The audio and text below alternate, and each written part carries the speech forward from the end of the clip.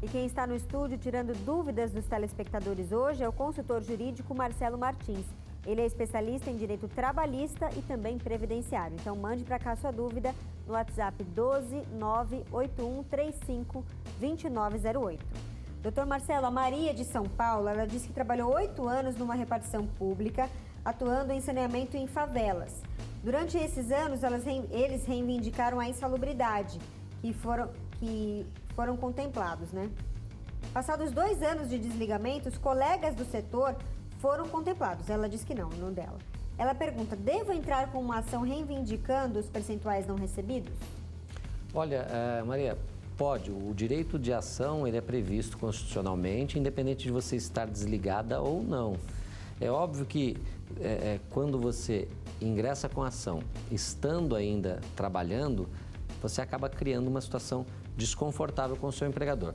Como você está trabalhando numa repartição pública, eu só não sei aí se você é funcionária pública ou se você é contratada. Se você é concursada, tem estabilidade, perfeito, sem problema algum, pode entrar sim reivindicando, inclusive usando a prova já produzida por esses colegas de trabalho, né, no seu processo. Agora, se você não tem essa estabilidade, aí você cria uma situação de desconforto, o seu empregador pode desligá-la. Óbvio que ele não vai alegar que o desligamento foi em razão do ingresso com a ação, mas isso é uma coisa que acontece comumente, tá bom? Uma pessoa que não se identificou diz que é aposentada do estado de São Paulo, concursada e aprovada. Trabalhou por 25 anos, mas nunca recebeu esse tal de PIS/PASEP. Ela diz que sempre procurou, mas o banco dizia que o governo desviou o PIS/PASEP para outra entidade. E ela disse que se sente como uma funcionária fantasma.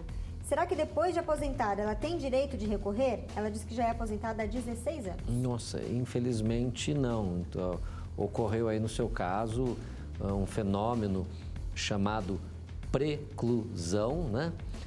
Que é a perda de uma faculdade processual, né? E, inclusive por decadência de tempo. Como você era funcionária pública, o benefício que lhe era garantido era o PASEP, que é para os funcionários públicos. PIS é para os funcionários da iniciativa privada. O banco gestor do PASEP é o Banco do Brasil, né?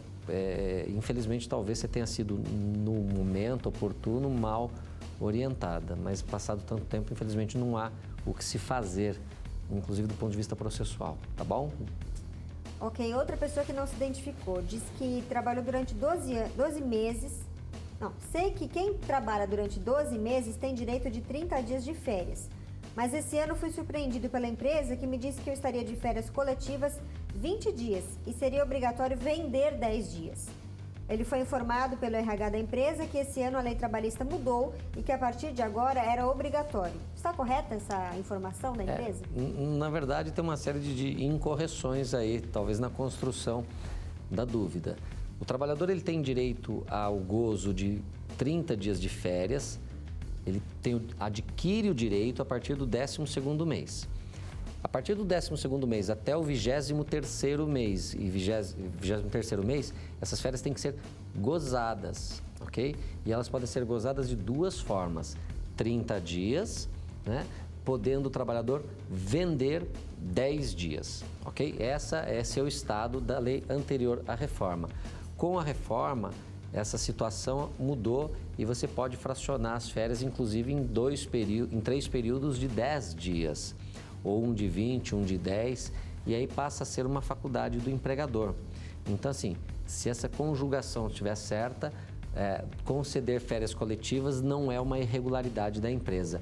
Não seria, mesmo antes da reforma. Mesmo antes da reforma, a empresa poderia dar férias coletivas e antecipar o período se ele já tivesse cumprido os primeiros 12 meses.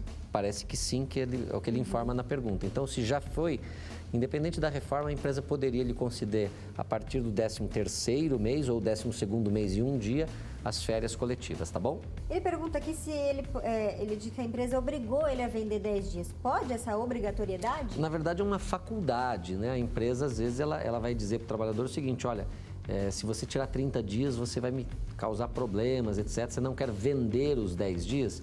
O trabalhador não era, né, obrigado a vender esses 10 dias de férias. Mas é aquela situação, o seu patrão está te pedindo, né, uma gentileza. E aí fica uma situação, você poderia dizer assim, não, eu quero os meus 30 dias. Era um direito seu, assim como seria um direito do seu patrão você voltar das férias e ser demitido, infelizmente. Okay. É uma realidade triste, nua, crua, mas é uma realidade. Perfeito. O Ícaro não fala de onde é, mas ele diz o seguinte, ele se acidentou no serviço militar obrigatório e após o serviço apurar, eles acharam correto e declararam imprudência dele e eles querem desligar esse empregador do serviço. E aí ele fez uma cirurgia agora, por causa desse acidente de trabalho. Então ele está na dúvida como ele deve proceder.